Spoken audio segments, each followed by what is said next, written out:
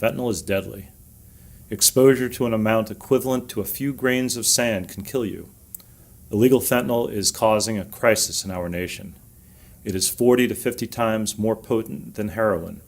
It is extremely dangerous to users and to those who simply come into contact with it. If you're a first responder, that could be you. What does fentanyl look like? It's a plain white powder. It looks a lot like traditional heroin, which looks a lot like basic cooking flour. Fentanyl is often mixed with heroin, or in some cases, even with cocaine. We also see fentanyl being pressed into pill form. Counterfeit pills that resemble things such as oxycodone and Xanax could contain fentanyl. And whether in pill or powder form, fentanyl is exceptionally dangerous. Absorbed into the bloodstream through your skin, through mucous membranes, or by touching your mouth, nose, or eyes after exposure, or even by accidentally breathing tiny amounts of airborne powder. And symptoms of exposure can include drowsiness, disorientation, difficulty breathing, pinpoint pupils, and clammy skin. As the fentanyl threat increases, so does the risk to you. Something that looks like heroin could be pure fentanyl. Assume the worst. Don't touch this stuff or the wrappings that it comes in without the proper personal protective equipment. Police canine handlers must also be careful. Your dogs are vulnerable too. If you think you've been exposed to fentanyl, seek medical attention immediately. Fentanyl acts very fast in the bloodstream.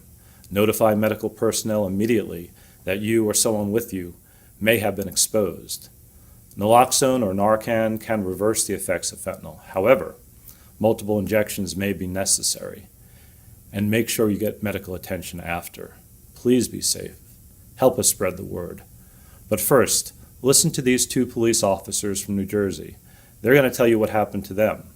They're okay, but it could have been tragic. In the process of sealing the bag, just out of force of habit, I grabbed the bag and I closed it up, forcing the air out of it so I get a good seal.